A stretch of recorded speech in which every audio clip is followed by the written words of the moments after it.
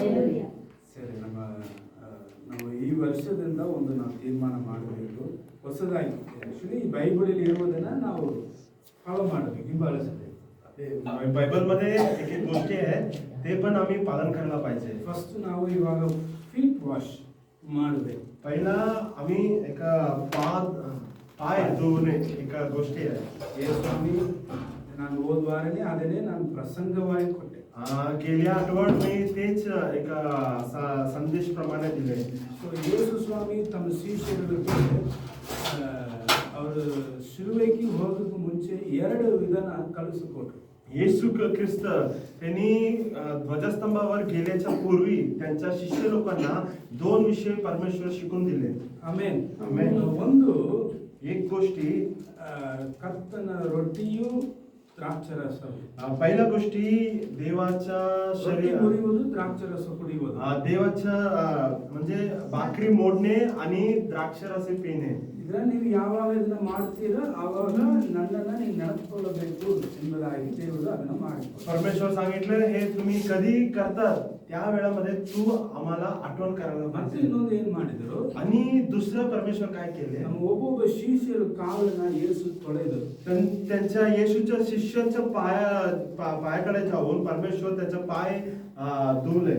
ತೊಳೆದುಕೊಂಡು धुवून ಒಬ್ಬ ಒಂದು ಏನ್ ಮಾಡ್ತಾರೆ, ಅಯ್ಯೋ ನೀ ಬೇಡ, ನೀ ನಮ್ಮ ಕಾಲ ತೊಳೆಬಾರದು ಅಂತಾನೆ ಹೇಳಿದ್ರು. त्यामध्ये एक माणूस येऊन अरे देवा येशू तू माझा पाय धुवू नका म्हटला. ಆದರೂ ಇಲ್ಲಪ್ಪ, ನಾನು ನಿಮ್ಮನ್ನು ತೊಳೆದಲಾಗ ಹೋದರೆ ನಿನಗೆ ನನ್ನ ಹತ್ರ ಪಾಲಿಲ್ಲ ಅಂತ ಹೇಳ್ತಾರೆ. येशू ख्रिस्त म्हटला मी जरा तुझा पाय धुवेल नसेल माझ्याकडे तुम्हाला काही वाटा नाही.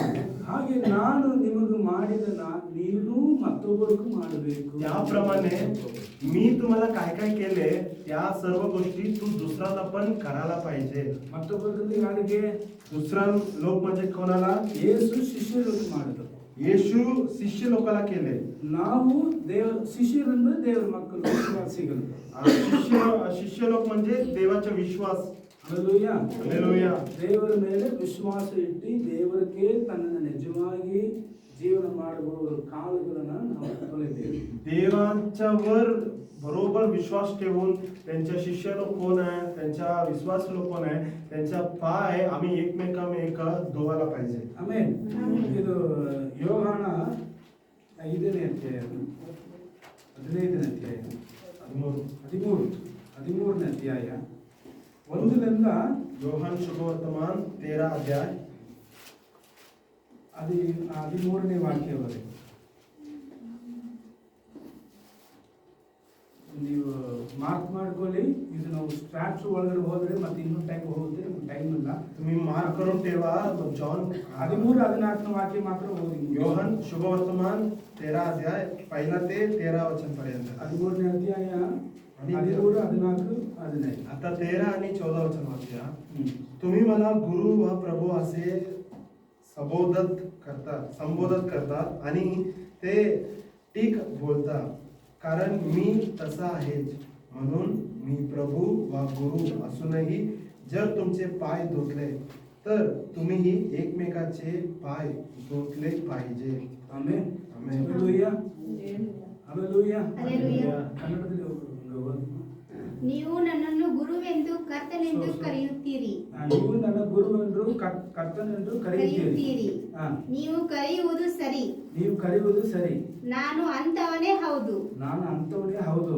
ಕರ್ತನು ಗುರುವು ಆಗಿರುವ ನಾನು ನಿಮ್ಮ ಕಾಲುಗಳನ್ನು ತೊಳೆದಿರಲಾಗಿ ನೀವು ಸಹ ಒಬ್ಬರ ಕಾಲನ್ನು ಒಬ್ಬರು ತೊಳೆಯುವ ಹಂಗಿನವರಾಗಿದ್ದೀರಿ. ಆಮೇಲೆ ನಾನು ನಿಮಗೆ ಮಾಡಿದ ಮೇರೆಗೆ ನೀವು ಸಹ ಮಾಡುವಂತೆ ನಿಮಗೆ ಮಾದರಿಯನ್ನು ತೋರಿಸಿದ್ದೇನೆ.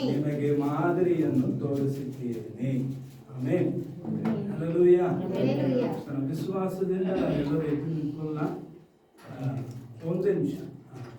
ಅದಕ್ಕೆ ಮುಂಚೆ ಅದು ಬಕೆಟ್ ಸ್ವಲ್ಪ ನೀರು ಇಟ್ಕೊಂಡು ಬೇಗ ನಮ್ಮ ಈ ಸ್ಟೆಪ್ಸ್ ಮೇಲೆ ಒಂದು ಬಕೆಟ್ಲಿ ನೀರು ಹಾಕ್ತಾರೆ. ನೀರು ಇಟ್ಕೊಂಡು ಲೈನ್ ಬೈ ಲೈನ್ ಒಬ್ಬರು ಇಟ್ಕೊಂಡು ಹೋಗ್ಬೇಡ ಆಯ್ತಾ. ಲೈನ್ ಬೈ ಪುರುಷರು ಕಾಲುಗಳು ತೊಳಿತಾರೆ, ಸ್ತ್ರೀಗಳು ಕಾಲುಗಳು ತೊಳಿತಾರೆ. ಟೀನೇಜ್ ಮಕ್ಕಳು ಮಾತ್ರ, ಸಣ್ಣ ಮಕ್ಕಳು ಬೇಡ. ದೀಕ್ಷಾಸ್ನಾನ ತಗೊಂಡವರು, ಕರ್ತನ ಪಂಥಿಯ ತಗೊಳ್ಳುವವರು ಅದನ್ನು ಅವರು ಮಾತ್ರ ತಗೋಬೇಕು. ಲಲೂಯ್ಯ. ಮತ್ತೊಬ್ಬರು ಯಾರು ಇದು ನಾಟಲ್ಲ. ಲಲೂಯ್ಯ ಯಾರಾದರೂ ಲಲೂಯ್ಯ. ದೀಕ್ಷಾಸ್ನಾನ ತಗೋಬೇಕು, ತಗೊಂಡು ದೇವರನ್ನ ಒಂದೇ